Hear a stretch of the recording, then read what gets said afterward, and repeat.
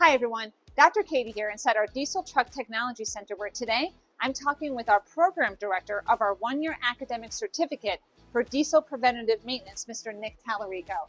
Nick, thank you so much for being here with me No today. problem. Thank you for having me. Sure. So first of all, tell me a little bit about how you got interested in this industry and how long you've been involved. Well, actually, it's kind of born into it. My family owned a professional truck dealership, and through the years, I just had an interest in trucks, and took it from a childhood thing to a career.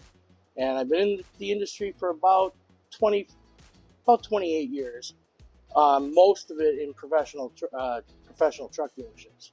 That's awesome. So it's really like it's in your blood, and really you're translating that your real world hands-on experience to our students. So with that, tell me a little bit about what they learn in our one-year academic certificate program. Well, in the diesel preventative maintenance program, we handpicked with people from industry particular courses that would fast track them into industry. So it would be like a quicker version of our 2-year degree program. Mm-hmm. It is same courses, just a little more condensed to get them into industry a lot quicker, minus the degree. That's awesome. So, and I know they're so in demand, our students from industry. So could you talk a little bit about the career opportunities that they'll have?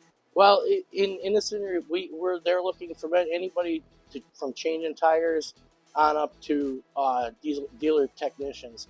And we've had quite the demand for students. Actually, I don't have enough students for the jobs that are out there. And it's a lucrative career. You make good money. I have some entry-level guys making somewhere around $25 an hour. Wow. So that's a pretty significant dollar amount for an entry-level technician. Yeah. And it grows from there. The more experience you have, typically the more you get paid.